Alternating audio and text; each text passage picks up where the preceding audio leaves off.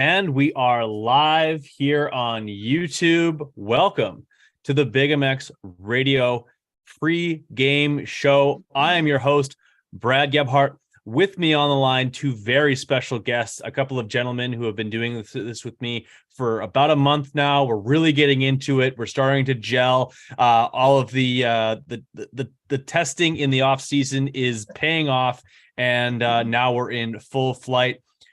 Joining us first, I need to introduce the 1990 East Coast 125 national champion, goes by the name of Denny Stephenson. Debo, how's it going? Good, brother. How are you today, Brad? I'm doing well, my friend. I am champing at the bit to get things ready for Supercross heading into Tampa. And also joining us from Racetech as well as airwheeliesonly.com. Yes, that's a real website. That is none other than Checkers. Chris Riesenberg, how's it going?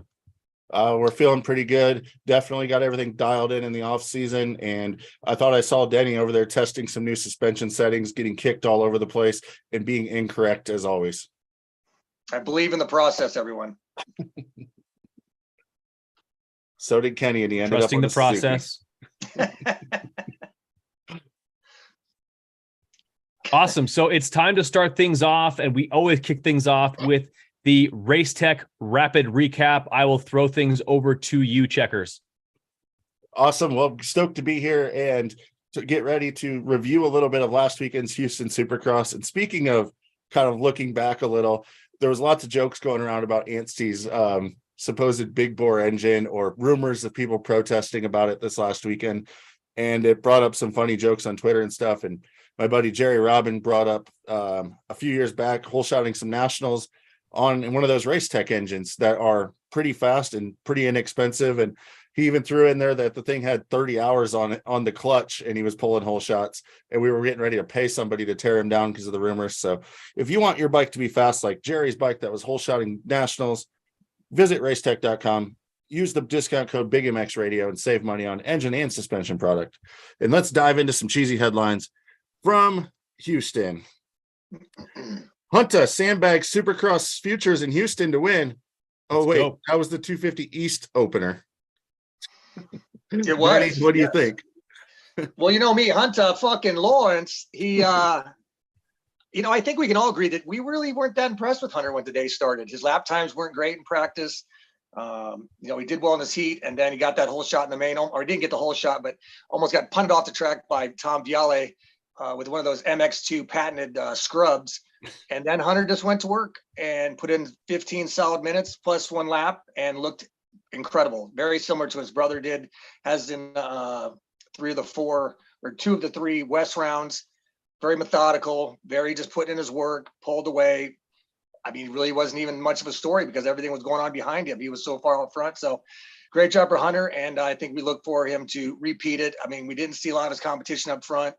Moseman wasn't up there. We saw a lot of great jobs by the rookies, but overall, HFL, Hunta fucking Lawrence kicked everybody's ass in Houston.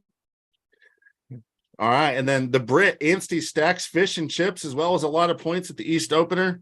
Brad, Anstey looked pretty strong on that super fast Honda. Absolutely. He was twice battered and extra fast this entire weekend. First on the board. That's got to be a first time for Max Anstey, not known for blazing speed in Supercross specifically. He is an elder statesman of the class. Great to see him have a career best with a first time on the podium. 13 years in the class, one podium. That's pretty impressive. Absolutely. And then, of course, the long-awaited debut. Deegan avoids danger, is top 5 in debut. Denny?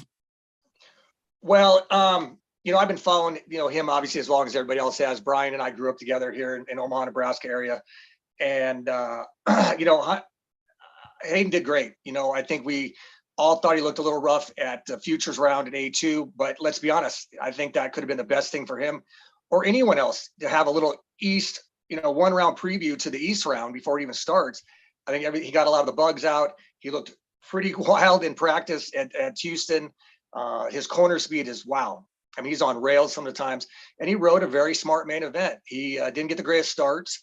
He put in some solid laps. He had one little buck and Yahoo through the whoops that almost sent him off the track. But who would have thought that he would have outlasted Viale, two-time world champion, and J-Mart, two-time AMA national champion, and come through with a fourth? I think Hayden did everything what we thought he would do, has had some excitement, and put in a solid ride with a fourth and beat two of the best in the world in motocross. So a great debut. I'm really very much impressed. And I think even his biggest fans are impressed, because a top five, I don't think anyone could have guessed that for him.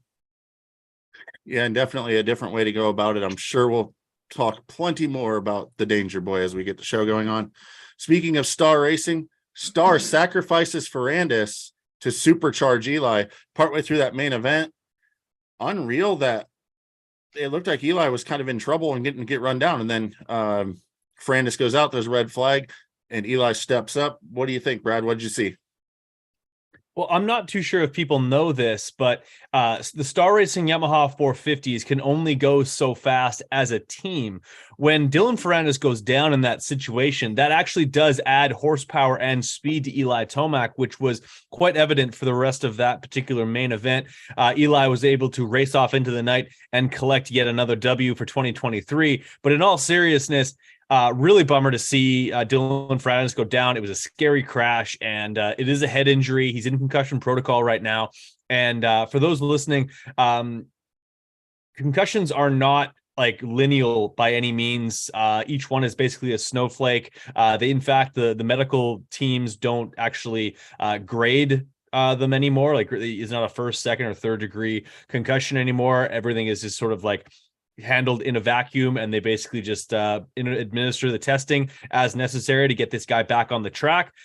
In the meantime, we're going to enjoy some Justin Cooper. But yeah, bummer to see Ferrandis go down. Eli Tomac got supercharged in the end anyway. For sure. Best wishes go out to Ferrandis. I think we all had a sigh of relief to see him up and walking off the track. Scary situation, and those things can definitely get gnarly. Like, I've seen guys miss months and almost years, and then I've seen guys bounce back within a week or two, even from pretty gnarly ones. So wait and see, but get well to Ferrandis, and thankfully it wasn't worse. Staying in the 450 class, Sexton chases down the champ. Tomac steps it up in defense, and I mean, I'm going to take this one. It looked like Sexton's race. It looked like he had Eli in his sights. It was going to be just like the heat race where he went right on by him, stretched it out, and then all of a sudden, I feel like the track went away, and the whoops got more beat, and Sexton was making up so much time in that whoop section. All of a sudden, he was normal like Eli was again in them. And then in the corners, Eli had opened up his lines and was carrying a lot of momentum. And finally, it was hero dirt all day in Houston. No matter where you went, you were stuck like glue.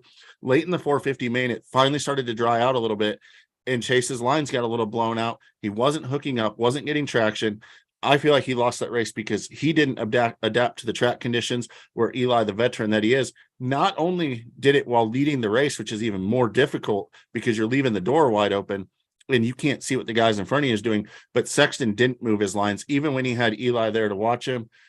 Such a brilliant performance from Tomac. And I mean, Sexton's got to learn from that for sure. Absolutely moving forward.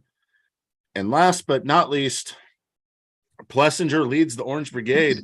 AP steps up, and Webb was kind of invisible out there, Denny.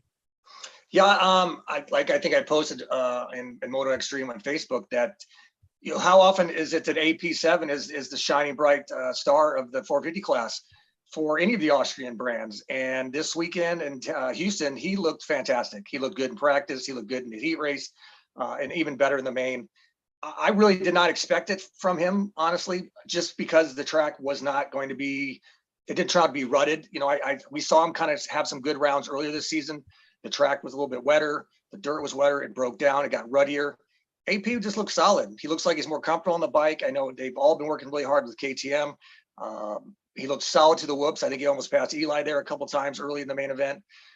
He put in a great 20 minutes. You know, they had a little bit of break there, which has got to kind of shake those guys up and get the blood flowing, maybe get a little pumped up.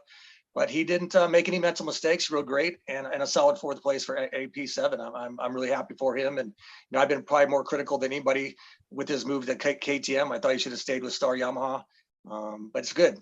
He's a fan favorite, and anytime we see him run up front is a huge addition for the sport and him as well. Well, color me completely surprised that Debo has been critical of somebody. That's kind of a narrative that's gone on for about a month and a half now. I absolutely love it. I love when Debo kind of gets his claws into somebody. But up next, presented by BigMXRadio.com, the media platform that has released 8 different podcasts in the last week, one of which including one of our guests tonight, Chris Riesenberg, where we combed through maybe about 30% of his history within the sport. We spent damn near an hour and a half discussing every topic under the sun, but there's so much left on the bone for us to do part 1, part 2, part 3, probably part 4, probably a whole lot more down the way. And just yesterday, we spoke with the Factory Honda HRC crew chief in Shane Drew, an hour and a half long conversation where he not only goes into what it takes to dial in the factory Hondas today, but what it took in yesteryear, because he's been working there back since 1996 when he was supposed to work for that guy, Jeremy McGrath. But famously, McGrath ended up going off to Suzuki that particular day. We are headed back to the beaches of Tampa, and I do not think that the broadcast this year is going to feature any of the particular scenes that we saw back in 1992 when they ended up sending Bob Hurricane Honda to the beach to ogle a bunch of women. But that actually seemed like a lot of fun. Maybe they need to get back to that. But what we do have this weekend is a giant sand section. This thing looks menacing. This section is going to give guys problems. And same goes for the long whoop section. There's well over 50 straight yards of the nastiest whoops that we have seen so far in the series. I think they're going to provide problems for these 250 East guys. I think even there's some guys in the 450 class that are going to have their struggles with them. And even worse, if we happen to get some inclement weather. Right now, they're calling for 50% chance of rain throughout the Saturday. Whether that be scattered showers or some actual significant amount of rain is yet to be seen. But be on high alert that we might get a little bit of moisture, and that helps guys like an Aaron Plessinger. We just talked about him. He's good in the mud. There's a few guys that aren't good in the mud, but we'll get to that as well. Sort of a home race for a lot of these guys. There's a ton of guys who sort of call Florida home. Barsha, Adam Cianciarulo, the entire KTM squad, that KTM Husky gas squad, who all kind of stay there, as well as in recent history, we've seen Star Racing Yamaha move their entire thing over to the Goat Farm, and they're working out of there. So this is our third time at Raymond James Stadium. It's a fantastic facility, and this is my opportunity to throw it over to Chex because he's got some more Tampa Supercross facts. Yeah, there's definitely a lot of buzz in the pits. This is a home race for Feld, so they really go all out for this one. They want, the whole company comes and they want to put on their best show. It's not necessarily the biggest attended race, but they still throw out all the bells and whistles. We haven't been here since 2020, but interestingly enough, the last time that we were inside of Raymond James Stadium, it was actually Shane McElrath, who we'll see on a 450, taking the 250 win over Chase Sexton. Wow, how times have changed. We see Sexton at the front of the field, McElrath barely making the field. Third on the podium that night, Jeremy Martin. Also in the top 5 that night, Jordan Smith. Both of them still trying to get it done in the 250 class. Meanwhile, when we step into the 450s, it was Tomac, Webb, Roxon, Barsha, and Justin Hill as your top 5.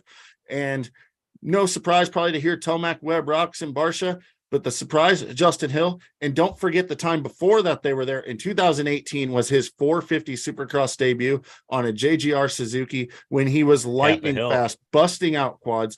Dang near was going to go on and win that main event before Marvin Muscan decided to help him visit the soil, where Hill got a 6th.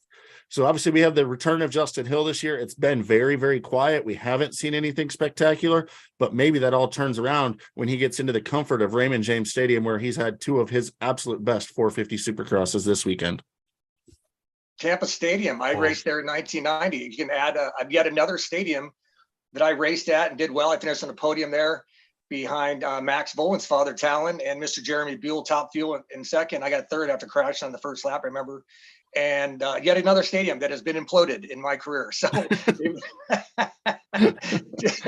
I think every stadium I raced in the early 90s has either been destroyed and rebuilt or just gone altogether. So I'm excited for the weekend. It's a football stadium. The track, back kind of a basic 5-lane track, a lot of sand, like Brad had said. And I think that we'll be probably running in the low 50-second lap times. We'll probably be seeing a lot of extra laps, and I see the track getting broke down. And if it rains, all hell breaks loose then. I'll be rubbing my hands together if we get a little bit of moisture. I don't love a mud race, but I love having a race where guys have to deal with some inclement weather, maybe a little bit of like kind of sprinkling of rain mid main event or something like that. Just some extra adversity to make one of the gnarliest sports in the world just a little bit more crazy. Now, moving on to our next segment, which is brought to you by MXD360.com. This is the Dash for Cash. This is rapid fire questions, and you can sign up today to win the King's gear. Go to MXD360.com, sign up, and anyone who enters, regardless if you're good at the game, bad at the game, like I am, you still have an opportunity to win the King's gear. That the King, of course, is the King of Supercross, Jeremy McGrath, so generously putting up a set of his Troy Lee Designs gear for one of the lucky players of that game. It's extremely fun. It's a salary based league where you basically get $3.5 million to spend on whoever you need, as long as they fit within your budget. Most points win. I myself, I'm never good at that game, but I like to play and kind of test my knowledge. And honestly, I think my favorite part about that game is just kind of outsmarting the budget. But we'll get a little bit to that later on in the show, where we actually kind of dissect the picks for this particular week. But some rapid fire question. Checkers, get ready. Does Deegan win a Supercross in 2023? No, not in 2023. I do think there's a good chance that he may find the podium. I don't think he's ready to win a race, honestly, partially because Hunter effing Lawrence is so darn good. Yeah, he's going to be tough to beat. Look out, Debo. I got one coming at you. How many CCs does Max Anstey need to beat Hunter? Well, apparently more than 280, because everyone said that's what he was running last week. Max wrote outstanding. That was purely a joke. I think he surprised everybody with back-to-back fastest lap times and qualifying times. But I can't see him being Hunter unless Hunter crashes. I'm not really sure I see anyone beating Hunter, because he's looking pretty phenomenal. News. Undefeated is quite difficult, so let's not go that far. But as his brother proved, the only people I think that can beat either the Lawrence brothers in the Supercross series is themselves. If Hunter stays up off the ground, stays up front, I don't see anyone beating him, especially not Max right now. Max is ready to turn the corner, but I don't think he's ready for that yet.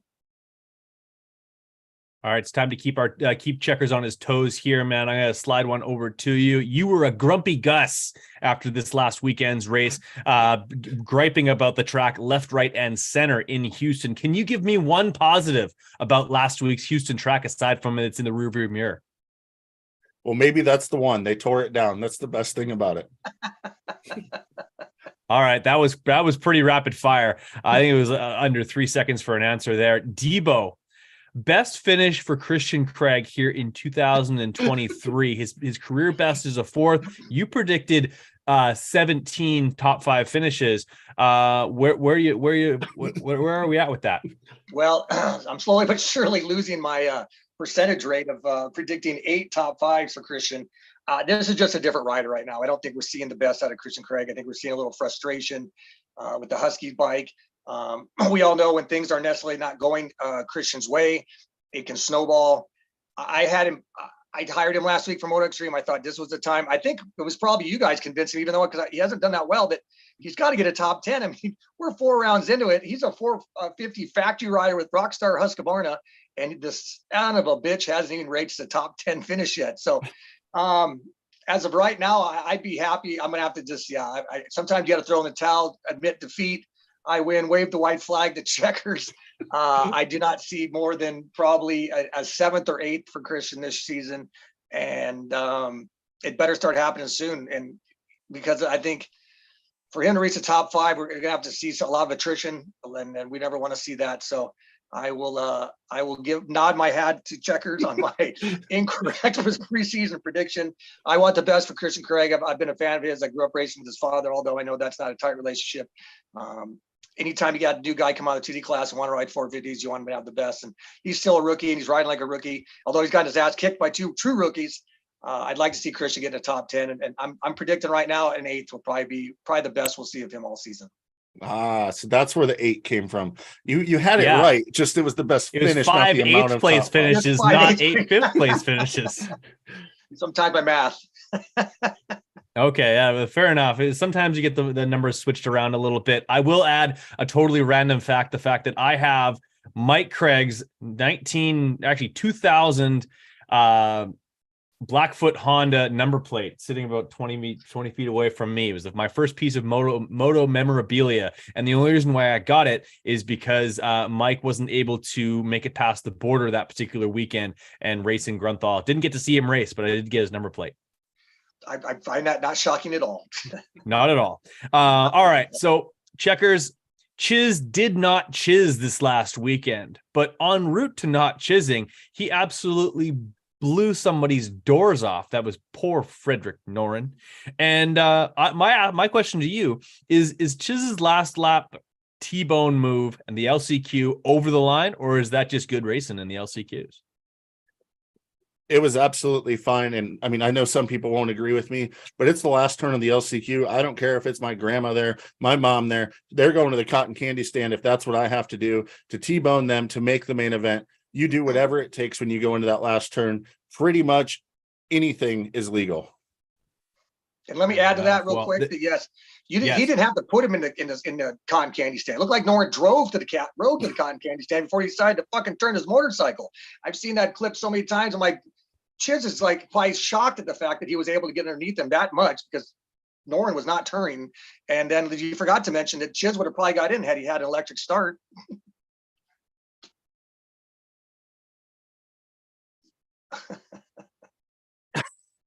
I think Brad's in shock by the Kickstarter also is probably the only thing that really stopped Chiz from chizzing on this on last particular weekend.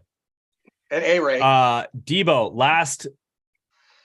last rapid fire question for Debo. This will probably be a short list. Can you name me all of the riders who will win races in the 250 East Coast this season? Well, I don't think these are will win. I'm going to say who could win. I think Moseman's got to be. I don't know what was going on with him last weekend. He was almost invisible. We hardly saw him in practice. I already mentioned him in a heat race. He was almost invisible as Christian Craig's been this season. So let's hope that Moseman gets his shit together and gets himself a better start. He runs up front because he's definitely got the speed as long as he's staying focused and not worrying about the Transformers latest movie. George Smith looked very solid, although he crashed again like he always does, but he did move up to third.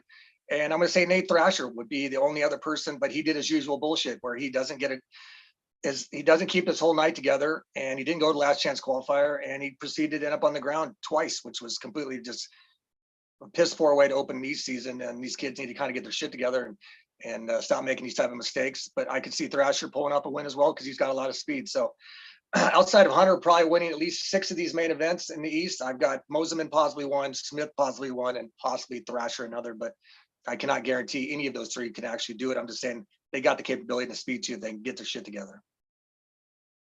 You can never count Nate Thrasher out when it comes to those outdoor supercrosses, those speedway races that he seems to excel at for whatever reason.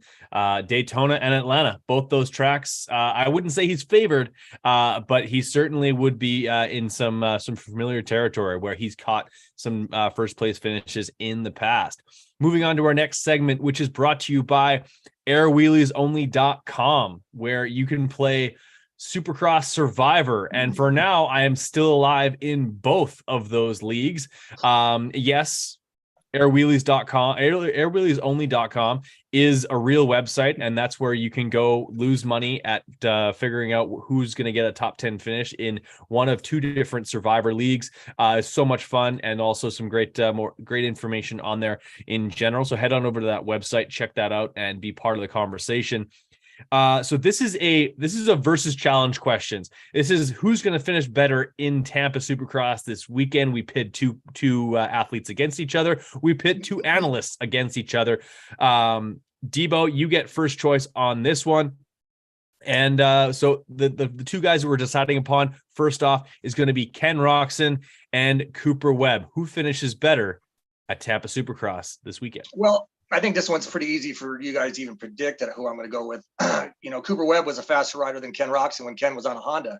Put him on a 6-year-old Suzuki, and Cooper Webb is still going to be the better rider. And Cooper's been riding much better this season. He's had some solid finishes. He didn't have a great Houston round. Neither did Ken. I think we'll see a much better round this weekend for Cooper. Ken, we don't know. He's probably got 4 rounds in him, and he might start dropping off the pace like he's done in the past, or he could turn around and shine things up. I'm going all Cooper Webb, though. He's got the eye of the tiger. Ken has still got that monkey on his back. He's riding an older bike. He's kind of got a built-in excuse when things go wrong, although he did not say much of an excuse last week other than he just felt like shit all day. But for Tampa, I'm going all Cooper Webb. Number 2, 2-time Supercross champ, puts it to the German once again. Well, I will let the representative from Race Tech take the floor. Good thing that we can keep things going and Denny can be wrong again. Guess what? Cooper Webb started the season with the second at Anaheim 1. We saw it last year. Everybody was kind of waiting. He went into San Diego, was second again, and it was like, okay, maybe this is for real.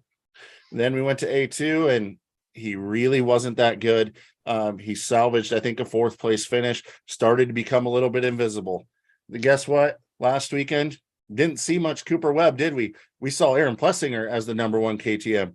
And then guess what the first picture of the track I saw besides the long stand section was? A super long set of whoops. Let me ask you this question. Ken Roczen or Cooper Webb, who is better in a long set of whoops? I don't care if he's on a 2018 Suzuki or not.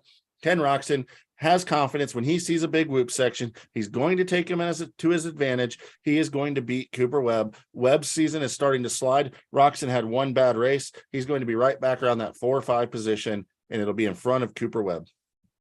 Do you know who's but jumping through the whoops the last few rounds? Ken Roczen. So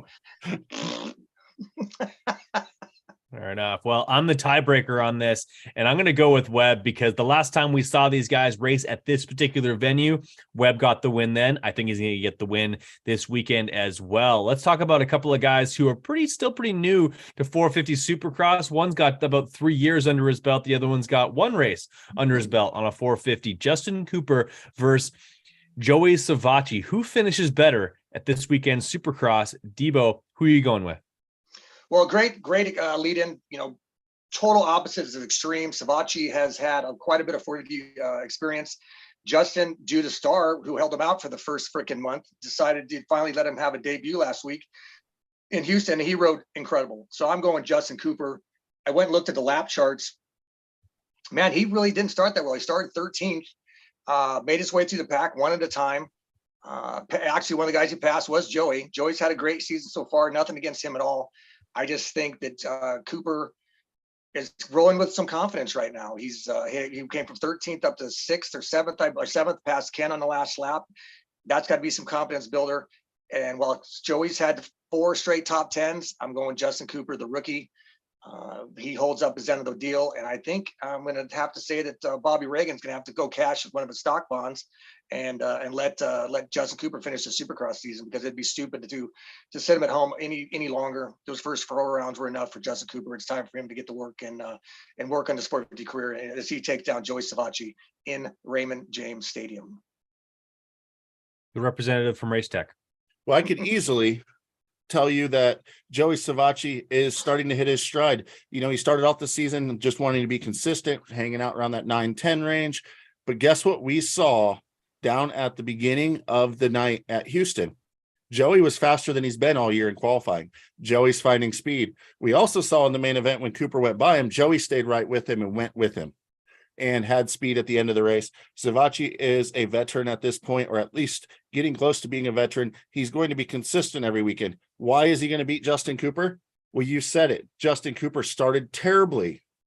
He was invisible. He was the only rider probably to pass anyone on that Houston track. You don't get bad starts and move forward in 450 Supercross week in and week out. We've seen it for years with Dylan Ferrandis.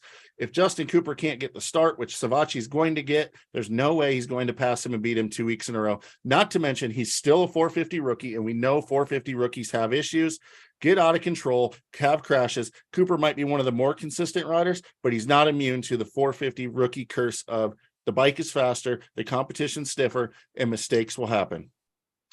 Real quick before you jump in, Brad, what do you think, Checkers? You made a good point. All there. right. Well, wait, hold on. Justin Go had ahead. passed Joey, and Joey latched onto him. Do you think that Joey might kind of let some of those other guys not let by him, but doesn't feel as frustrated? But with Cooper passing, he said, "Fuck that! This rookie ain't gonna beat me," and latched onto him. What do you think, Checkers? Real quick, I found that interesting when you said that. I don't think it was so much that. I think it was just getting, kind of the red flag, I think, threw a lot of people out of their flow.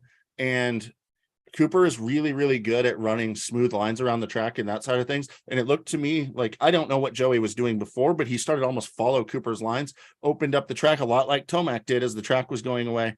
So maybe also it was everyone else slowed down, and Savacci is just a solid rock out there right now. He might not be the fastest guy, but he is solid every single lap. So when everybody else's lap times dropped off, Joey's did not. Cool. Yeah, I was interested in what you thought of that, but I'm still going Justin Cooper. So honestly, I got to go with the speed. I saw a lot of great things from Justin Cooper. I was really impressed with the way he raced forward.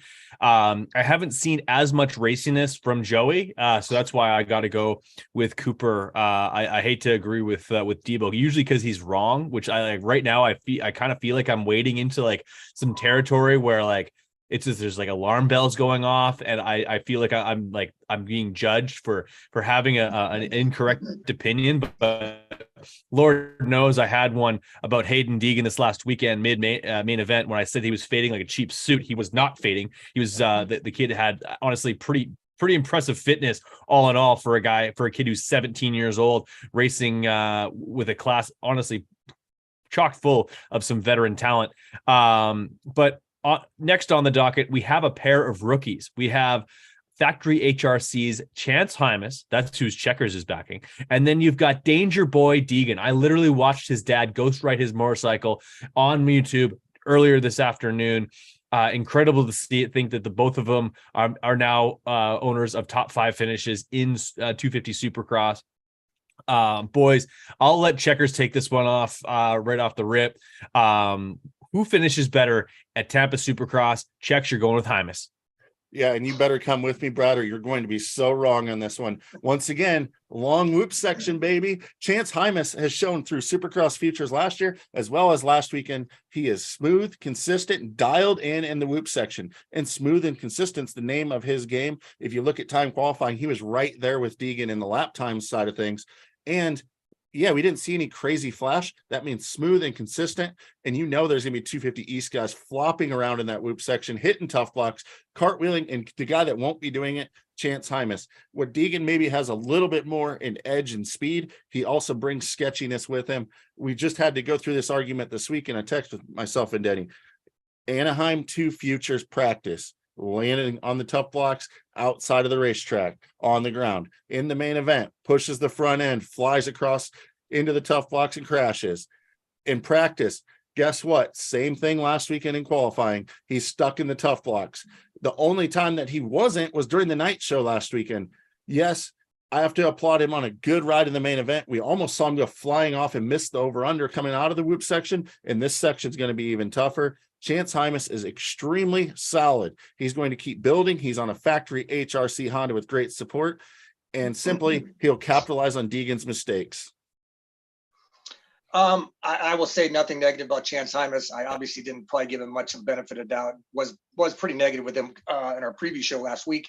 He rode great, but one thing, the difference between what you want to stand for Chance Hymas, the whoop master, last year in the futures, they raced when the track was pretty new, pretty fresh. He didn't have a lot of experience when the track is broken down. He got a great start last week. Of course, it was his first race, but he got arm pump. He got tight. He faded back. Deegan's going to go back to what I'm going to say a million times every time we talk about Hayden Deegan. He probably has more laps on that Supercross track than Eli Tomac has on one, because he was pretty much born on a track.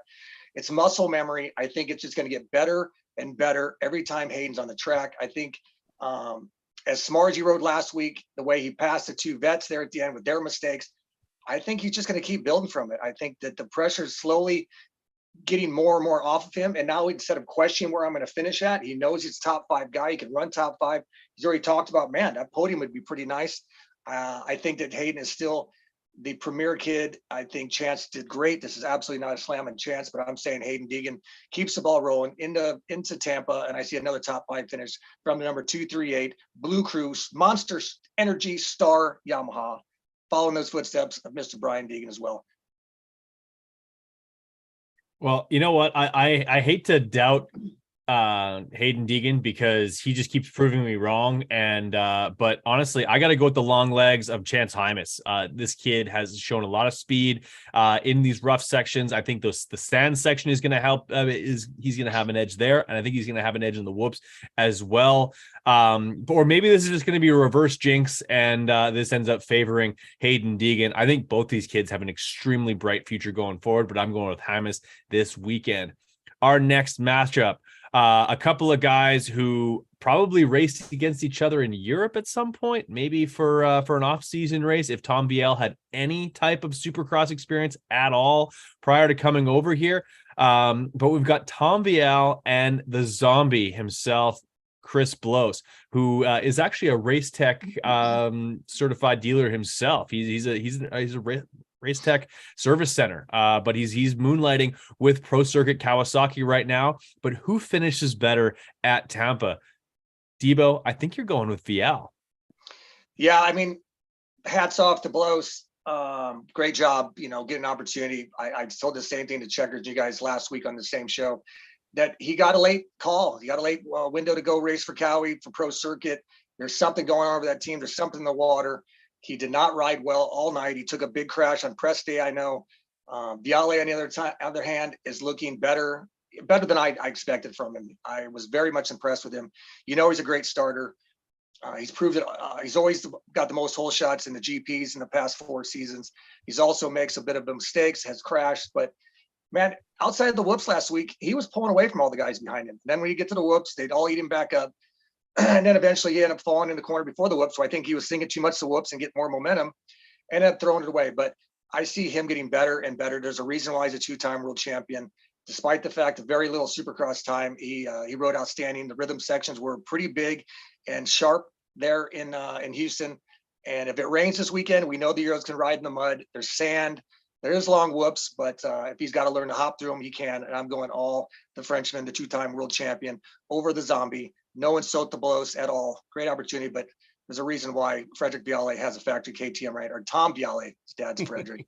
I always refer to that. But no, Tom is going to smoke the zombie in Tampa. Oh, no. I mean, he might smoke him through the sand section. I bet he'll feel really at home there. And I mean, if you do a rain dance, Denny, you might be able to be right on this one, because if it's muddy, okay, I'll give you that one. But other than that, well, last weekend's track, I don't know if you remember, but a third of the stadium floor was flat, wide open, flat corners, something you don't normally see on Supercross. It was a very, very, very basic track. Guys weren't doing anything crazy. They weren't doing anything hard. It was something you would see on a test track, and then a lot of flat stuff. And there was no passing. There was one pass not caused by a mistake in the 250 main event that we saw. So Vial, guess where he started? First place.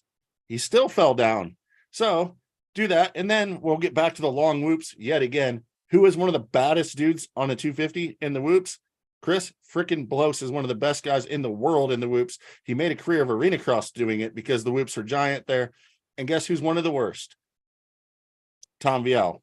He's just not there yet. He'll get there. I have full faith. Man, that scrub he threw on the triple that about killed Hunter. Oh, it was pretty dirty. It was pretty sick. It was pretty rad. That was ridiculous. But you're not going to go fourth gear into a triple this weekend in Tampa. They are long technical rhythm sections. One little bit of miscalculation in timing, you're losing a lot of time. I also know Blos only had, a week on that motorcycle going into the first race. Well, guess what? Now he's had 2 weeks. I know that they tested on Monday. He's much happier on the bike. He struggled a lot with bike setup last weekend. He's in a really good spot. Guess that's one thing that when you're a suspension tuner, you know how to get your bike where you need it to be. Chris Blos will be extremely solid. And yes, Denny, before the end of the year, Chris Blos will get a top 5 finish, and you will be wrong again. I hope he does. But Blos might end up getting a podium at some point, especially if he can get a start. But the problem is he hasn't been getting them, and that's not even a new thing. We didn't see the 111 out front very much even last year or the year prior to that. So I give my nod to Tom Vial. I think that he comes out ahead just because I think he's just going to start with those guys and be able to keep himself out of trouble and end up knocking down some top 10 finishes that are maybe a little bit closer to the top step of the podium than Chris Blos, at least early in the season. If the question is how's this going to go for Tampa, I'm going to go with Tom Vial. I think he's got more time more recently on Supercross than Blos does. All right, our next versus challenge. These two, this is the second last on the docket, but I'm glad that we didn't even save it to the last one because I've been trying to get to this one since we started this show 41 minutes ago. AJ Catanzaro, the cat came back to the main event. He ended up not having the best of showings in that main event, but he was putting it back in there. He showed speed. He was racing, racy cat. And then we have versus Hardy Munoz, the grenade with the pin pulled himself. Who finishes better at the Tampa Supercross this weekend? Checkers, I have a feeling you're going with the meow cat. Yeah, shout out to Ian. I told you we were going to bring it back. I was keeping an eye on it all night. We were even texting about it a little bit throughout the day. Munoz was faster all day. I saw Cat's vlog and he said he was super uncomfortable all day. I was pretty bummed to see him not get it in the heat race. I actually believed in the cat so much. He was on every fantasy team I had as well. And I was putting my money where my mouth was. And holy crap, did he deliver in the LCQ, riding through the pack, not just into a qualifying spot, but all the way to second in the LCQ. And guess what? The cat rips when the whoops are big. He's super consistent. I've been telling you guys, I know he's been riding 100 times more than he has in the last fucking 6 years of Supercross coming into this thing. And yes, his finish in the main was bad. You want to know why? He had a mechanical. He was going so fast that he blew out his front tire and it went flat. That's not his fault. That's just because he was too good. So he's going to go over, visit his buddy Hunter Lawrence. He's going to get some of those sweet race spec tires on there that won't blow out. And then he's going to blow by Hardy Munoz, because here's the other thing that we know. Did you guys watch 250 West? Remember after the second round, you guys were like, man, RJ Hampshire sure changed his stripes. He's not crashing anymore. And then what did he go out and do at Anaheim too? Kaboom! Bomb goes off. Well, guess what? Hardy used up all of his good luck last weekend. There's no way that he goes 2 weekends in a row without sampling the soil. So the cat will definitely defeat Munoz this weekend. Are you trying to suggest to me that Cat can't change his stripes on Munoz? Is that what you're trying to say? That Hardy is a grenade, as Brad indicated as well. Obviously, Hardy Munoz is an exciting character. We've seen him yard sale. You talked about the last show that you watched him basically disassemble 2 motorcycles and make 1 motorcycle even work after a lot of crashing. I still think that Hardy is the faster of the 2. He might not be the technical of the 2. Our friend Ian Riley has him in one of our other draft leagues, so we got to put the man for Hardy. He is a madman, so I'm gonna have to stick with the Mr. Munoz for Tampa. The sand, it's long, big lanes. I see the man with the all black helmet going bonsai wide open, and AJ just doesn't have the speed. Munoz had him in practice lap times. He had him in the heat race. And I saw that he had that AJ was down 4 laps in the main event. I wasn't sure about that. A front flat tire. That just shows he was going so slow, it just started leaking air and he didn't even know it. So for Tampa, it is Mr. Hardy Munoz, because he has the speed, doesn't need the technicality. AJ will probably stop and grab the microphone out of JT's hand and start talking about the track mid-main event. I think Munoz might be Spanish for loose, because Hardy Munoz, he sends it. He's aggressive.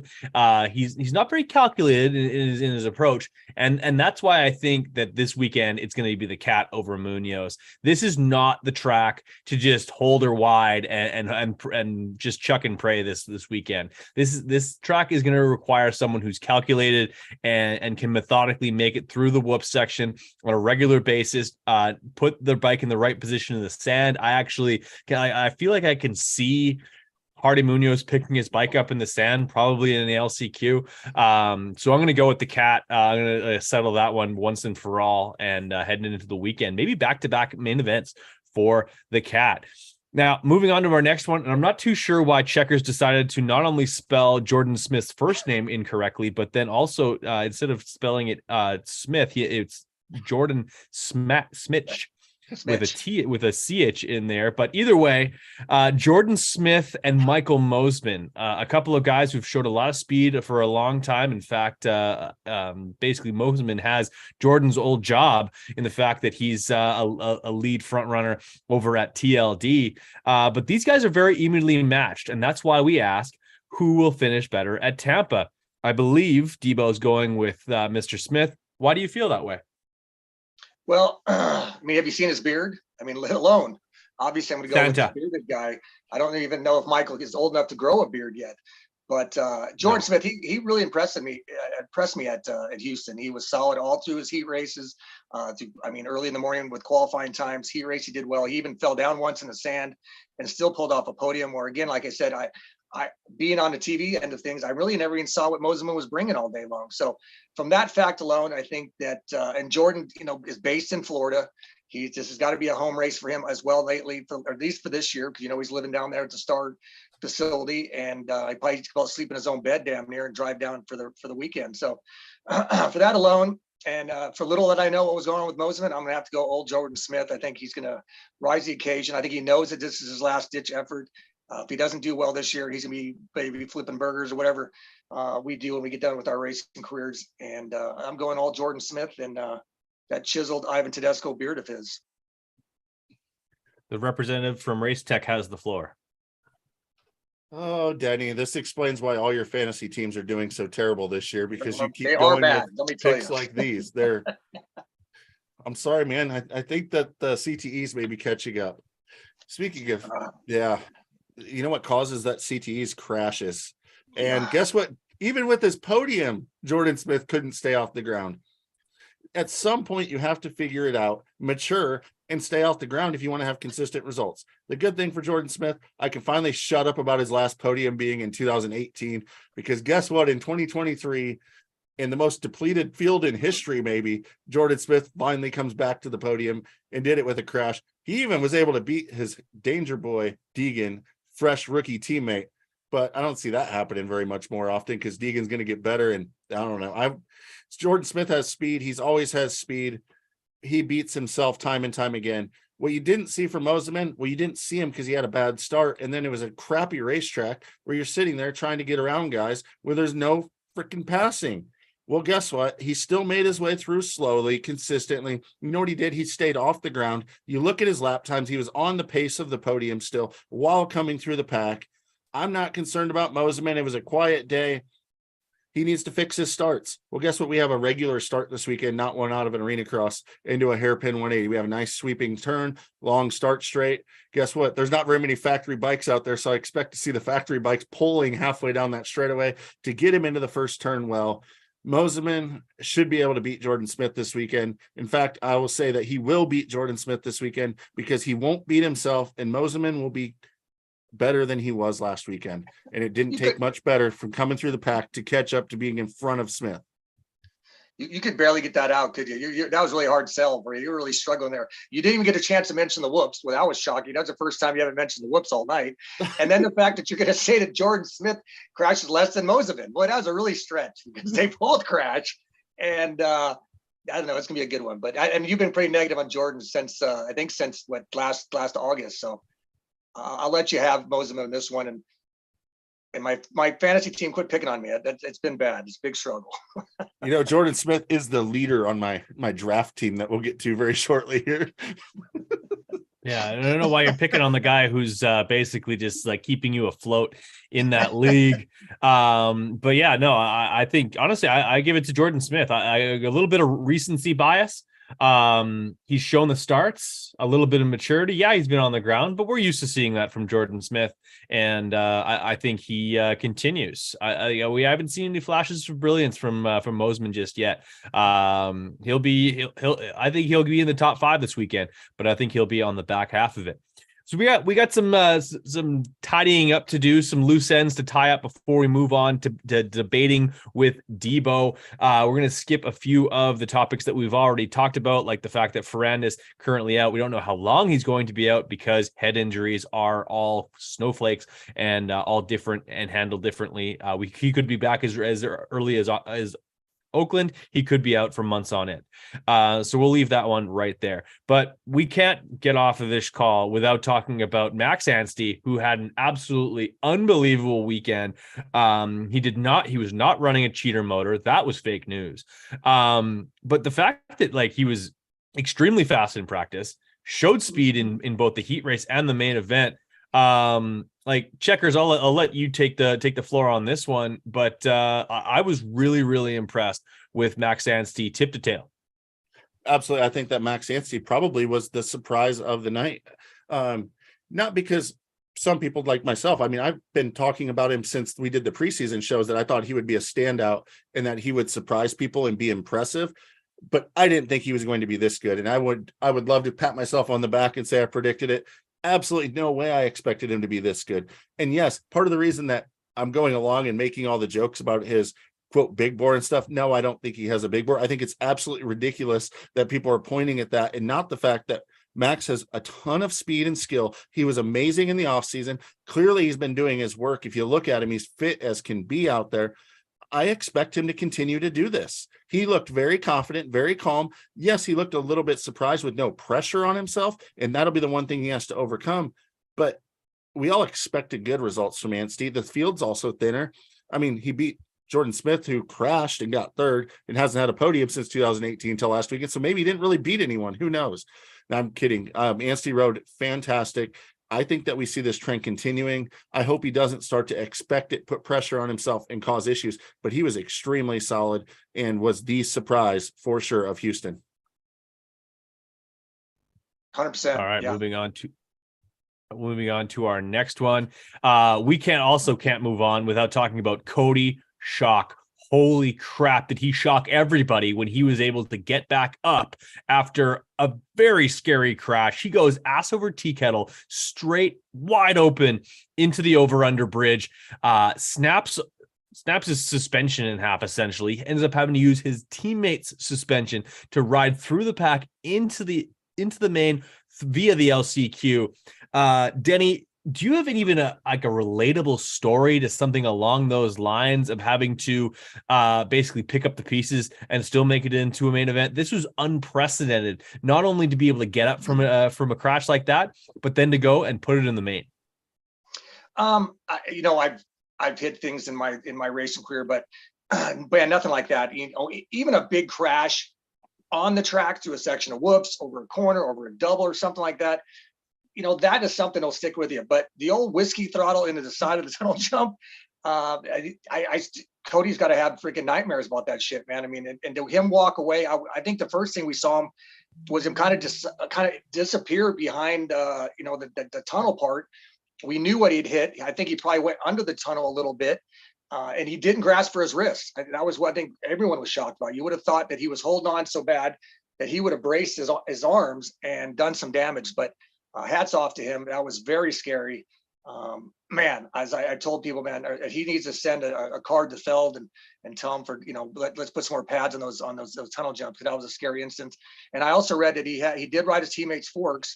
I'm not sure which is which, but one of them runs air forks, the other one runs spring. So Cody didn't even know the forks he was on air. He used spring. Yeah. So he used a completely different type fork, which he is not used to, doesn't like, obviously prefers the air, and went out and did phenomenal. Hats off to him for him to come back. He's had a tough year last year. He really surprised us, did great in 2021. 2022 was a nightmare with his knee. And to come back and see that happen the very first race of this East Series, I think we were all holding our breath, and he came out and showed what kind of a great competitor he is, and just hats off to him. So I hope for a much less entertaining and more successful round here coming Tampa. Well, this is the part of the show where I just pump Checker's tires because you look like an absolute genius with both Luke Neese and AJ Catanzaro going into the main event. But honestly, I'll also throw my shoulder out, patting myself on the back for the Luke Neese pick, because that was my comment last week when Debo had Luke Neese at like $12 on his fantasy game, and I'm like, I think he's gonna make the main, and he went ahead and did it. What do you think there, Chex? Yeah, I mean, really, I put this out there just to tell Denny that he was wrong, because we both were on the Luke Neese bandwagon last weekend. And I specifically remember you saying, what did his dad do to you? And Luke Neese he's much improved. He's looked great coming into the offseason stuff, and just wanted to give him a little bit of props. And again, just like the Catanzaro thing, I rode both of the trains in all of my fantasy leagues, and they didn't actually get me a ton of points, but they at least put her in the main event and got me some points. You got 4 points, a 20th and a 22nd. I was wrong with Luke. He rode great. I actually had him on my team. He was a great discount. The 3 points wasn't entirely a lot, but I only had 6 of my 8 riders in the main. Luke was one of them, so hats off for him for a great ride. And yeah, good job for him. But yeah, for your discount getting both of them, you got a whopping 4 points out of that. So good job, Checkers. Yeah, a good job from those guys, and honestly, a very good job for Talon Hawkins. I had him on the podcast last week, leading into his first race, and you could just tell the kid was smiling ear to ear after getting the call from Husky. He did exactly what he told me he was going to do. He digested the day. He took it step by step. He controlled what he could control, and Talon Hawkins, a very quiet, very solid 11th overall. For a lot of people were sort of doubting this kid on whether or not he was going to be able to carry it into the pro ranks after basically just finding out in the 11th hour that he was going to turn pro literally less than a week before he did it. So hats off to him. And also same thing, maybe not at the same level, but Kevin Moranz, a career best 14th at around 14, where the 450 class still has a ton of talent in it. So for Kevin Moranz to get a career best in a situation like this, that is awesome for him. And should we be worried about the depth with privateers doing this well this early, Debo? Man, I don't know. They rode really well. And there's some good riders not making main events we're going to talk about next year. So Moranz rode well. Starling rode well. I think you're just getting to see guys who just are used to running that pace. They're getting good starts, which we're not seeing from Chiz. Chiz, we're always having to see come through the pack. As I've learned in my career, when you got to make main events, it's much easier to start first or top 5 and work back in, as little bit as you can and get in those main events. Having to come through the pack with the deep field we have right now, it's almost impossible. And we're seeing that with some really great riders, as we're going to talk about here right now. Yeah, like Josh Hill, Alex Ray, Grant Harlan, guys who have only made one main event out of the 4 races this year. First of all, who out of those guys gets in this weekend? Because it's going to be somebody, especially with Dylan Ferrandis out. That's one more spot available in the main event. But yeah, like I'll open the floor to either one of you, whoever wants to jump on it first. But yeah, all 3 of those guys need to get their homework done, and A-Ray was close to it if he hadn't been grabbing gears along the concrete there. Yeah, I mean, Alex Ray has been riding extremely well this year. That's the frustrating part, and he's narrowly missing out on these main events. And I mean, partially it is still mistakes of his own, but I can tell you his riding and his motorcycle and all that look really good. I don't see him missing another main event. He needs to put himself in better positions. And when he's in good positions, don't make the mistake and blow it and rush it. Like he rushed it around the outside of Moranz in the sand, blew off the track, and then lights up the tire. So even if he were able to get in that last corner altercation when things went his way, if he wouldn't have fallen down, he was already getting docked 2 positions. Because yes, the AMA will penalize you if you look like a top fuel drag racer lighting your tire up down the side of the track, Denny. Told you. But Alex Ray's riding super well. I expect him to be in. Josh Hill completely baffles me because he's one of the most talented riders out there. And we talked a little bit this week. It's one of those things. I think Father Time kind of catches up with you a little bit. He looked really good on his Yamaha in the offseason. I've heard whispers that he's maybe not so happy with that KTM setup that he has. He's maybe struggling a bit with it. It is very interesting to me that they've swapped out the WP stuff that comes on those bikes with the KYB stuff. And I know we saw that with like back with Chad Reed was riding his Huskies. He tried it. I haven't seen a ton of success with swapping the whole component out. Now you can swap internals. I know there's a lot of guys that are really happy with that setup, but they're, from what I understand, they're actually swapping out the whole component to an A-kit fork. And I really haven't seen that work very well. Although Justin Hill seems to be doing fairly decently. I mean, I don't know what our expectations are for him, but Josh Hill, like in San Diego, he was going corner after corner after corner trying to kill Clayson. I remember in the LCQ before Cade actually got away and then ghost rode himself off the berm all by himself. But that one's baffling to me because I look at him, he should be in the main event right now. If Moran's is getting 14, so this is no discount to Moran's.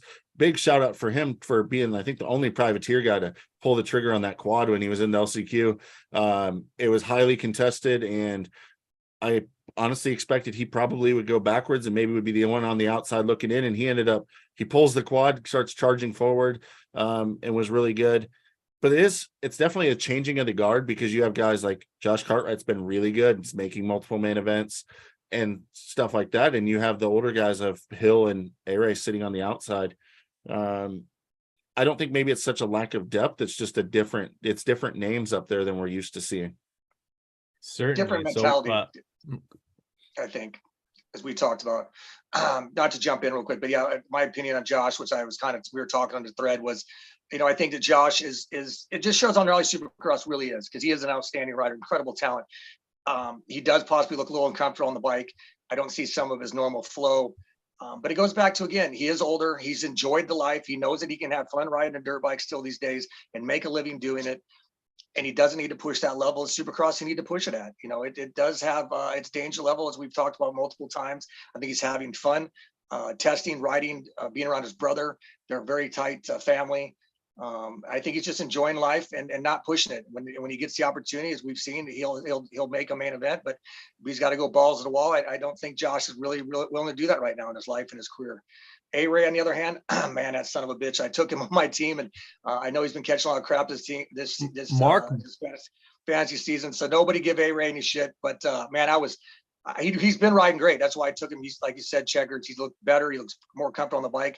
But then he just does an A-Ray out of the blue and just launches it off the side of the track. And like you said, he almost made it in the main event twice. And had he made it in that second time, but then been penalized, man, I might have tried to burn down the offices at AMA. So, and then Logan, I think Logan has proven he can ride well when maybe the field's a little bit more depleted. He's not missing out on autograph signings. He's getting a ton of press. He's doing great for OnlyFans and himself. And as long as he keeps that shake weight to the line every week, I think he'll eventually get into the main event with no arm pump. Yeah, he's not going to have any arm pump. But John Bolton says that Tomac is going to falter this weekend. Webb takes it. So that's a bit of a hot take, but it's certainly within the realm of possibilities. Mark Taylor would like us to discuss CMXR's tweet where he said, and I quote, "Sexton better win as much as he can because the Donut Boy, aka Jet Lawrence, and Danger Boy are coming for him. And for him, what's he doing to Tomac now?" At the end of it doesn't. I've actually read that tweet. But yeah, when like he posted that. Yeah, go ahead, Brad.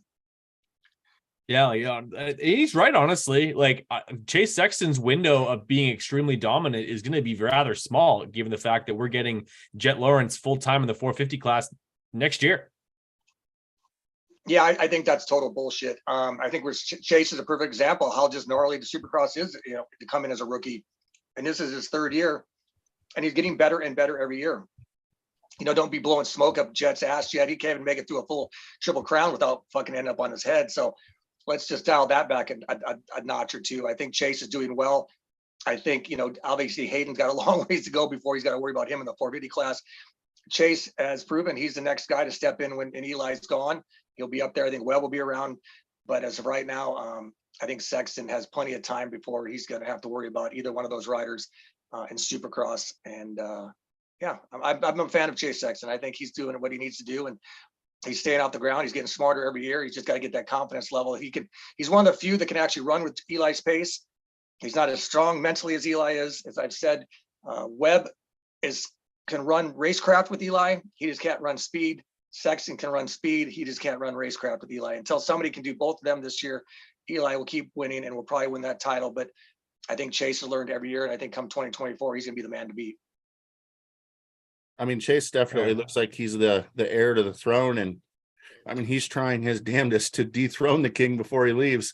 Not to actually call Tomac the king of Supercross. I maybe it was just a play on words, but I mean, he definitely wants everything he can to beat Tomac before he goes straight up. He put up a valiant effort outdoors last year, and holy cow, did the race on Saturday look just like outdoors did last year, where Chase was there. You thought he had it, and then Eli just keeps on delivering, and Chase just can't quite get there and get it done. It's got to break at some point, and maybe it breaks when Eli retires. Or maybe it breaks during the season this season and Chase is able to finally do it. But here's the thing. Once that happens, then he's the guy, and everybody's coming after him. And Jet very well could come in and win right away, but he very well could have 450 growing pains like everyone else, which is one of the reasons that we were talking about. Why is Jet not riding a 450 opposite coast this year, getting his feet wet and maybe helping some of those growing pains accelerate a bit early?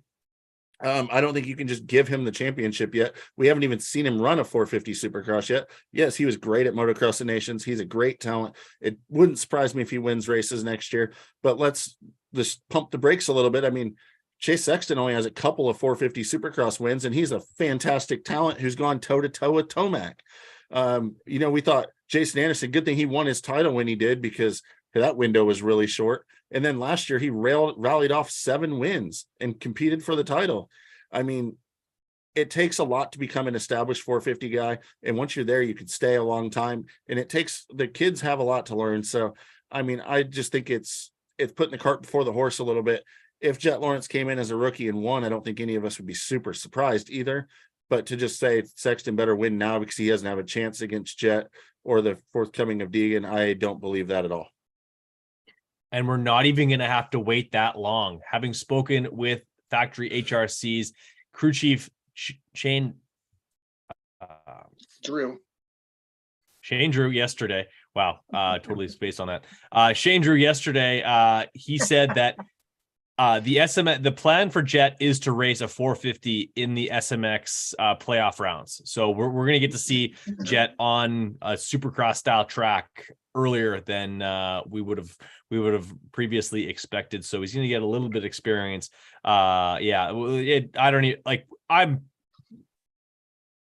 Color me skeptical until we see those tracks actually play out the way we're intending them to, but I'm optimistic. But you know what time it is, boys? It is time to debate with Debo. Denny, is it better for Adam Cianciarulo to be fading to the tail end of the top 10 every single week, but stay on the track as he has been going, or race up front and crash out? Oh, I don't think anybody wants to see AC crashing out. And if he's racing himself into shape, he's racing himself into comfort level. He's doing it his way. And I think we've all seen him on the ground far too many times. That monster commercial where he talks about, where he just blatantly, obviously says in a very gloomy manner, I don't want to be put under anymore. I've had enough surgeries. And for someone who has never had that many surgeries, but has been injured enough times to understand that, I am just happy to see Adam out there. He's a great addition to the sport. He's been in it a long time. He's been hurt a lot.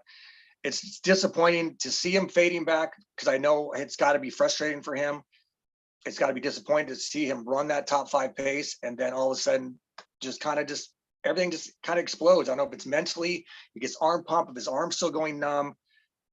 Just being able to see him in all 4 rounds so far, top 10 finishes, basically kind of right around Savacci's spot, is better. I think it's great for him just to run a top 5 pace and then finish 8th or 9th and And if he can do that for 17 rounds, I think it's much better to see him for all 17 than it is lead for maybe 4 and then out round 6. So it's nice to see AC out there. Got to be frustrating for him. It's frustrating for his fan base.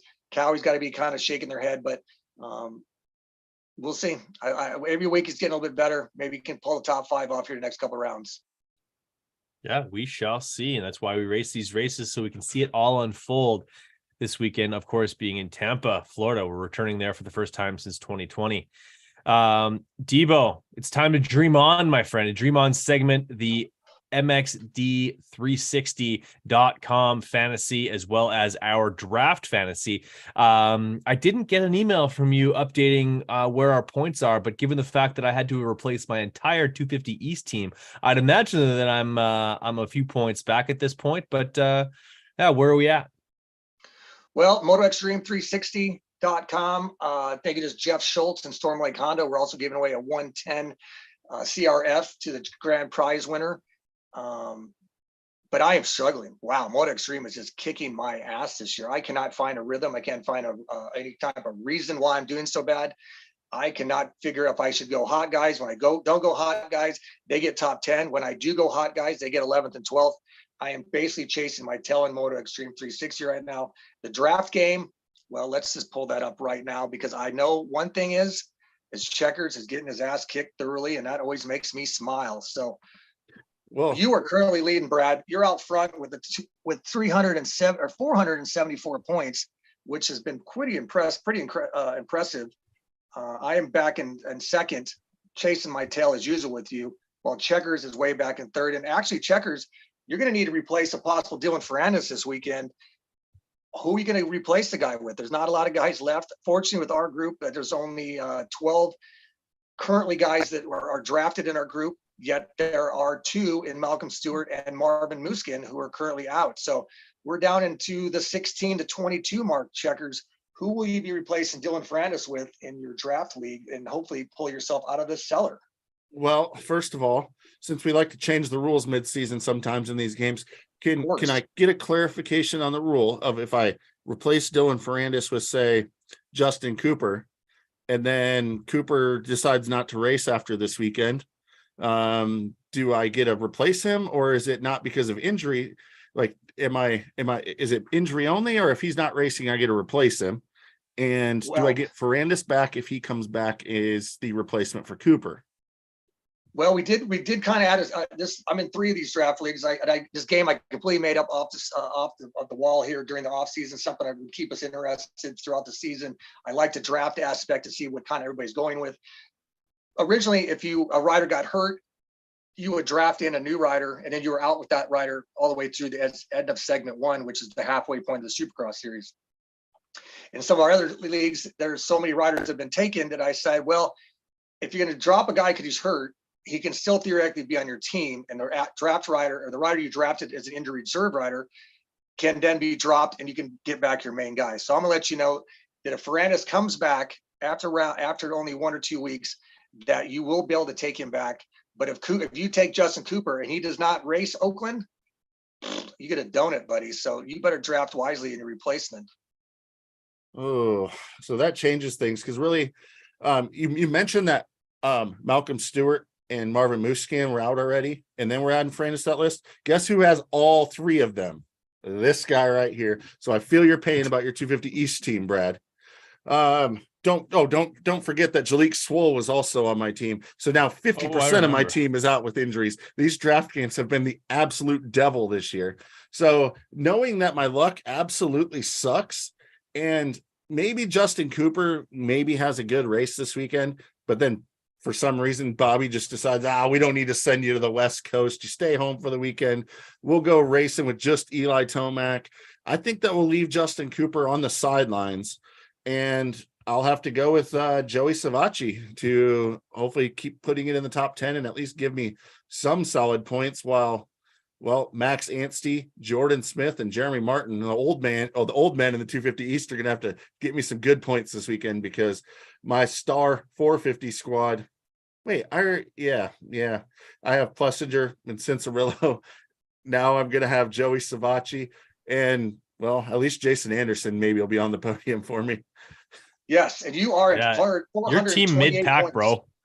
Yeah, and Brad, you only beat me by 3 points right now. And we'll recap that after round 8 Daytona, we redraft an entirely new team. So Checkers, you're not stuck with all these injured riders all year long or all season long. And then what we're going to do even that, we're going to then redraft for the outdoors and then redraft halfway through that. That's this game we got going on. It's not MotoExtreme360.com, but this is our little fun draft game we're doing for Big MX and a couple of our other draft leagues. Checks, Brad, what do you got for a Moto Extreme this weekend? It's going to be tough to try and find some riders. I'm not just beating you, Denny. I'm kicking your ass by 3 points. So, yes, total beat up. We each won 2 rounds. Regardless, dude, I'm excited about Moto X Extreme this weekend. Yeah, it's there is a lot of great picks. Yeah, there is a lot of great picks over at mxd360.com. Moto X Dream is a really, really fun game. Like I said earlier in the show, if you weren't watching yet, I'll reiterate. It's a salary-based game. You get $3.5 million to disperse over 8 riders. That roughly gives you about $500,000 that you can spend on each guy, but you have to spend it wisely. You have to sort of find some value on some certain guys. That way you can possibly spend some money on guys who can potentially win. It's a really, really fun game. If guys are listed in red, if they're in the top 10, you get even more bonus points if they are a hot highlighted rider. I'm really excited about this. I'll tell you guys a couple of guys that I think are going to give a lot of they're going to be some bargains this weekend. Jeremy Hand and Caden Braswell in the 250 class for me. And honestly, he's still expensive, but I think he's going to have a much better weekend this weekend than he's been having. Christian Craig in the 450 class, and it's a home race for Kyle Chisholm. And he didn't chiz last weekend. He's going to chiz this weekend for $107,000. Give me Kyle Chisholm all day long and most likely a winning team. Well, I definitely want to look at the 250 list and some bargains there. But first, I want to remind you guys that this is the one thing I'm actually beating you guys at is Moto Extreme 360, even though you both did beat me last weekend and it really didn't go all that well. Michael Mosiman did not live up to his salary last weekend. Looking at the list, I think it's a really big risk with Max Anstey because he hasn't proven that he's a podium guy every week yet, although he was really good last weekend. Does that transfer over? He's now the second most expensive guy based on his result. But I think that there's definitely plenty of value there in a guy like, say, Talon Hawkins. He was 11th in his first ever Supercross. I always preach the factory team thing. I think you get more consistency out of a factory rider than you typically would a privateer that maybe is a little bit more of a flash in the pan guy. Also, if you're going to look for somebody more on the cheap side to sneak in and maybe save a bunch of money in one class so that you can earn more later. Devin Simonson was super good last weekend. I've been on him since again, he's somebody that I've watched a lot and he was easily in the main event. And then, he put in a 21st finish because he had a bike issue. So I expect him to be more around a 14-15 spot. That's a lot of points. Also, remember, Josiah Notsky, his teammate, was leading the LCQ. Looked like he had that thing in hand. He had about a straightaway lead when he had a bike issue. So both of those guys are some cheap ones to look at. The other one that was up in the LCQ and shuffled back was Jack Chambers, who get well soon to Zach Osborne, his trainer, who was hurt this week, getting ready for some off-road stuff. So those are some guys on the lower budget side that I would look at. When it comes to spending more money, I think you got to look at Nate Thrasher. I think he could easily be on the podium and it wouldn't surprise anyone. And he's the cheapest guy that's really up there. Unless you want to go and take the risk for Hayden Deegan. I mean, I think that's another one that you definitely want to look at in the 250 class for some bargains as you're looking to hire your team. Denny, what do you have? Well, basically, I base these salaries pretty much strictly on results. A hot rider who's listed in red who gets a 10-point bonus. Their points or their salary will reflect that 10-point bonus when it reflects their points. That's why Hayden Deegan, who came out with a strong fourth, that was no longer hot and is down at the $562,000 mark. At high, left him hot, which getting a fourth.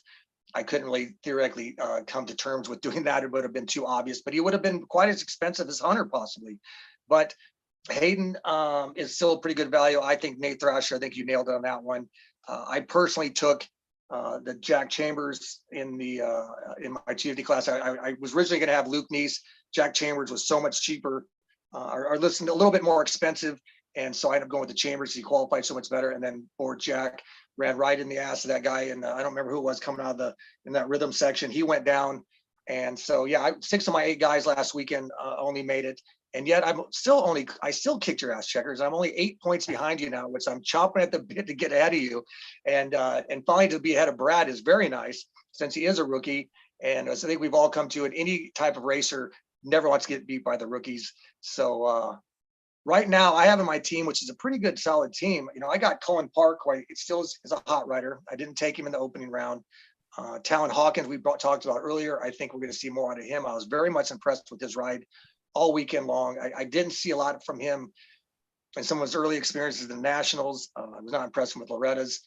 I really didn't know what to think from him, but he rode well at I think he definitely benefited from racing A2, the Futures race, and had a solid 11th. So if he gets a top 10, he's worth 10 extra points. And then Cody Schock, I think he's a pretty good value right now as well, because I don't think there's any chance in hell that we'll see Cody go through what he just went through by hitting the tunnel, having to go through new suspension. I think he's a pretty good discount rider, even at $320,000. And then even the 450 class. Like I said, I've been hunting and pecking, trying to get hot guys. Whenever I don't choose a hot guy, he gets top 10. Whenever I do choose a hot guy, he gets 11th or 12th. So I'm rolling the dice with Justin Cooper. I did not take him at Houston. I did not expect to see such a solid 7th place out of him, but he is a pricey $660,000. He's jumped up right there with the best guys. He's a top 6 salary guy between Anderson and Roxon. If you're going to pay for it, he better get you this 10 points, because if he only gets 10 points for $660,000, that's a $66,000 per point average, and that is not good. But I'm willing to roll the dice with the guy. I was so blown away with him at Motocross the Nations, and obviously a completely different sport, a completely different year, completely different season. I think the JC 32 is going to be kicking ass this weekend in Tampa and following it up. And there's Ken Roxon. Ken's actually a pretty good bargain back there in $651,000. He's the 7th highest rider in the 250 or 450 class. I don't know. I have him on a couple of my draft teams. It's hard to doubt Ken when Ken wants to do well. He seems to do well. And then there's Colt Nichols. He's also in that $526,000 range. He's about the 10th most expensive rider on the list. He's yet to get a top 10 since that first round. He's running right around there at 11th, 12th, and 13th. He's going to be a very risky rider. Dean Wilson, he's been right there at 11th, 12th, 13th as well. His salary is a little bit considerably cheaper. You guys told me that we will not be seeing him in the top 10 at all this season. When I asked last weekend, he's getting better, but he's quite consistent in that 12 to 13 spot. And then we got Benny Bloss, who came back from injury. He had a bike problem last week. He ended up 22nd. He is very affordable, down at $53,000. So that's another rider I think could be doing well, because I think even if he gets the main, I think he can run 14th to 15th, which is some good points. And then there's still Alex Ray down at that $18,000 mark. He'll fool you in practice, and then he'll frustrate you all night. And I don't care what fantasy league you're playing in, what game you're on, what .com you're at. A-Ray will kick your ass week in and week out. I think we need to add a little warners like that other site does and say, look out, you sure you want to make this decision? I tell you what, Denny, so you were saying that you were surprised. I don't need that stress in my life. I just don't need that stress in my life. I like, you know what I mean? I already eat enough as it is kind of like throughout the week with all the stuff I having to deal with. I don't need to put on extra weight, having to deal with the trauma and anxiety that comes with picking Alex Ray in fantasy. I wish him all the best, but I would rather be wrong than have him on my team and be right and get the 4 points he'd get. Well, you commented that you were only 8 points back now, Denny. Well, and then you mentioned the Cantanzaro DNF with a flat tire, and then Luke Neese not getting much more. But really, those weren't the downfall of my team. The downfall is when you go to the 450 class, that Dylan Ferrandis decided to absolutely face auger himself into the ground, and Alex Ray didn't even make the main event. So now I had 4 points between 4 riders left on my team. So the Cooper Webb not performing, overwhelmingly well wasn't so bad. Justin Cooper got me double points. I had Hunter Lawrence, and then I had an okay Moseman, but the rest of my team was non-existent on points. So we're going to turn it around this week. The good thing is I'm going to reset it and we're going to kill it. if you're going to go Sexton or Tomac, I feel like they're the 1-2 guys right now, and much cheaper is Chase Sexton. So I'm on the Sexton train. I actually think Barsha's been really consistently pretty good this year. And what's crazy is watching him live in person, watching lap times and stuff. He's not the fastest guy, but dang it, when the gate drops, he's going to be right around that top 5 spot. He's a dang good racer. He's in the mix every time. You got to think if Plessinger backs it up like he did last weekend, he's a great value. And if it's going to rain or there's a chance of rain, dude, who else do you want on your team more than Aaron Plessinger? So I think he's worth a look. I won't be touching the Savachi thing. He's too borderline on that top 10. He falls out of that top 10 and you wasted a whole lot of money. So not worth the risk. Definitely want to give a mention to Justin Hill, we talked about earlier in the show. I mean, he's, again, the last 2 times he was in this stadium, he has a 6th and a 5th. He had a bad weekend last weekend. He's been around a 14th place guy, but maybe he gets a little bump in Tampa. And if he were to jump into the top 10, that would be a massive, massive value.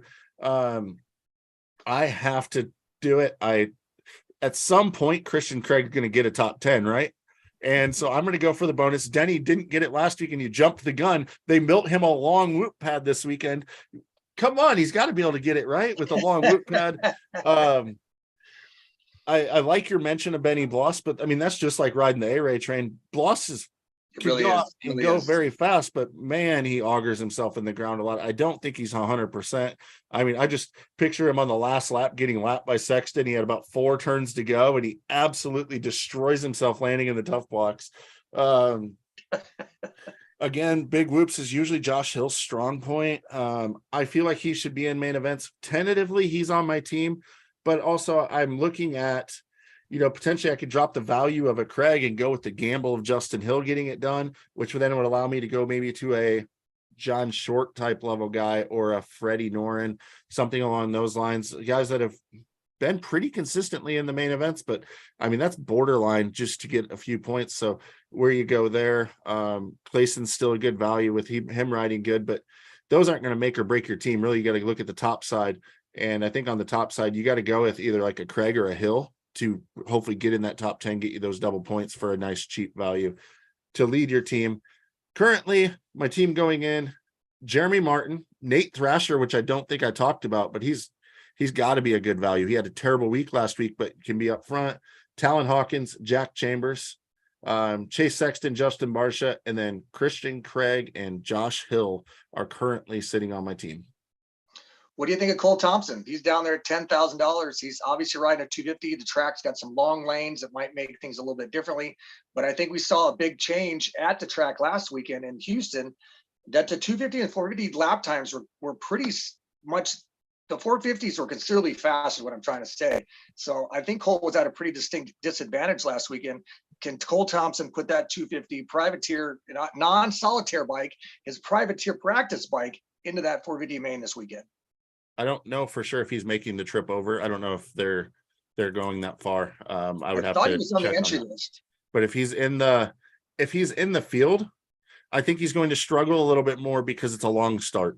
And last weekend would have been the time because he can get a good qualifying lap. What's that, Brad? Go ahead, Brad. Well, I was just saying it was a short the start. 250 in the sand. I don't like that. That is true. And they have dump trucks of sand brought in. It's not just a little sand section. That straight away, I think it will be deep and suck you down quite a bit. Although Cole is the corner after the corner after the section is just deep sand.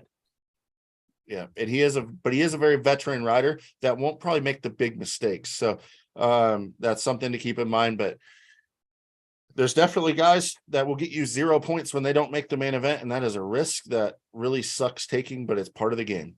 Yeah, I haven't had all 8 guys in yet, and that's just terrible. Terrible. But I am being Brad. All right, Brad. Who's your team? I want to hear your team before I tell you the winning team. My team personally, I'm leading things off with Cullen Park. Yeah, who's your preliminary team? Preliminary, I've already kind of wanted to make some changes. I didn't get a chance to do it, but right now I'm at $0. Somehow I used up every single dollar. I still don't understand how my formula can sometimes work out to not having a single dollar left, but I got Cullen Park, who's hot. I'm looking for another top 10 performance for him. I got Tom Viale, who's still a pretty reasonable value. I'm seeing another good start for him. I'm seeing that sand, more longer lanes. I think he'll find a little bit more comfort. I think he'll stay off the ground. I got Talon Hawkins, who got 11th. I think we can put him in the top 10 hopefully this weekend. Cody Schock, like I said, he's my fourth 250 rider. It's got to be a better weekend for him. And he actually had a good weekend as it turned out. So Cody Schock, I'm expecting bigger things out of him, maybe even a top 10. 450 class, I'm already debating my Justin Cooper move. I think I'm going to make some changes, get a couple cheaper guys, and go a bit more towards Chase Sexton. Ken Roxon's another guy I'm not too sold on. I might drop him down to Aaron Plessinger, who's a little bit more affordable. And then I have Dean Wilson, who I still think is a great spot at 13th. And then Checkers almost brought it up to me again and reminded me that I've already taken Benny Bloss, I believe, twice now. I think I took him at the first round and possibly the third. No, he was hurt the third. But either way, Benny is definitely a crapshoot. I think he'll get in the main events, but then who knows what he's going to do. But as right now, Cooper, Roxon, Wilson, Bloss are my 450 riders. All right, it's time to announce the winning team, which I will be able to select this weekend. Some guys I can't select, and that actually kind of helps me out on the budgeting side of things. 250s, we're going to go with a pair of guys who are on Yamahas who have won in this class before, Jordan Smith and Jeremy Martin, rounding out the team, saving some money with Jeremy Hand and Caden Braswell. Both those guys are into the main, no problem. I think they both have some success this weekend. And then you have Jason Anderson in the 450s, Aaron Plessinger. I think he's going to be close to the top 10 or top to the podium as well. And then Colt Nichols and Kyle Chisholm. There's my team. Man, go with the Chiz. Woo. Risky. Yeah, Chiz. He's Florida. It's home. Interesting note on Chisholm that I did see yesterday. He showed a picture and his suspension was off his motorcycle, and I saw that Active Ride was tagged in there, which is his local suspension guy, his go-to guy in Florida.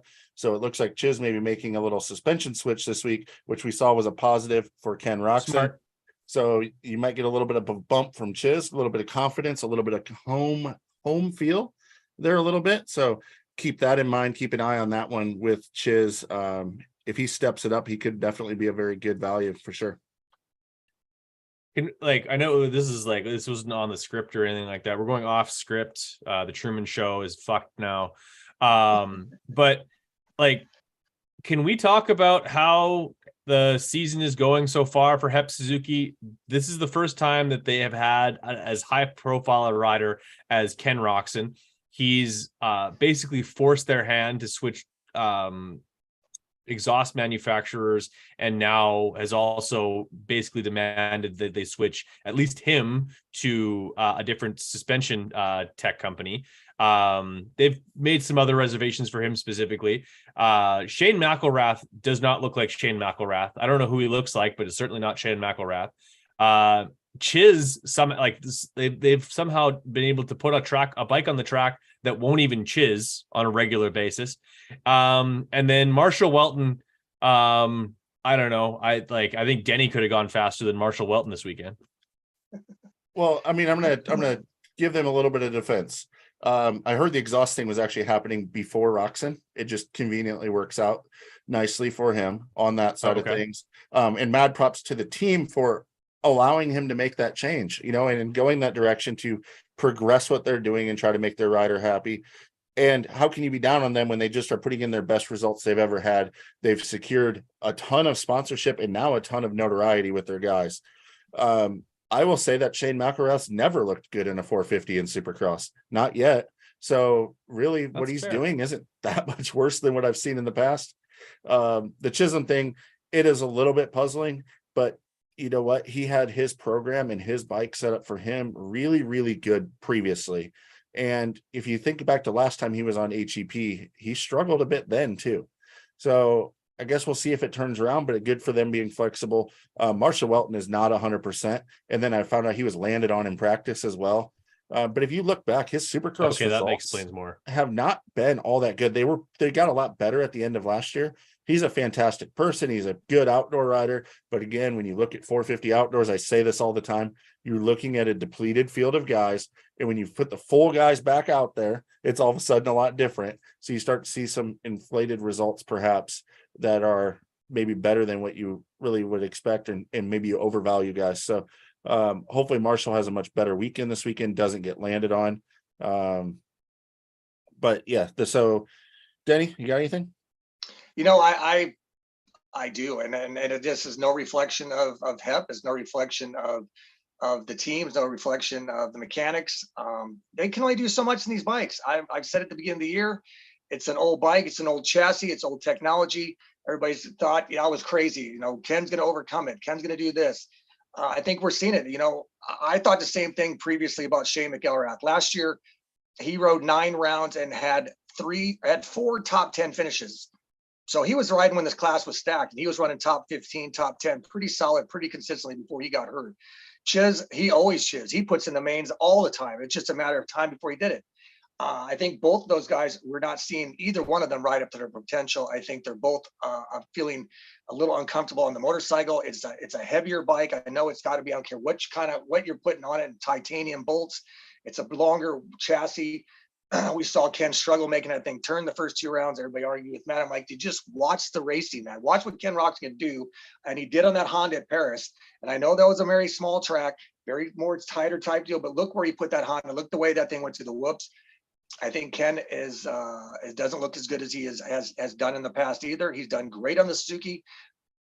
Hats off to him, but they're working with old technology, like it or not. You cannot come back and change that. I don't give a shit what you're going to build onto that bike. There's a reason why manufacturers change their bikes every year. If they don't, I'm again tell you, then Yamaha, Kawasaki, Honda, Husky, KTM, and Gas is just stop their fucking plants. Just start selling the same bike every damn year. That's just not the way this motorsports works. Technology will always advance and it'll always excel. And I believe that you got 3 good riders in that Suzuki. I think you got a great team, great mechanics. They're working with outdated technology in an old bike, period. Yeah, absolutely. I saw a video come across this week of Kenny from the Paris race. And I know we talked about then the whoops were a little different than what we see in the US, but just perfect as could be going across them. But more importantly was the corner after them that was flat, where he turns on a dime, leaves a nickel change, and passes Eli Tomac. That Ken Roczen has not been on the Supercross track at all this year on the Suzuki, although he looked better at A2, that they had made some progress. Going back to that, just said they're still far away from that rider that was on that Honda. Absolutely.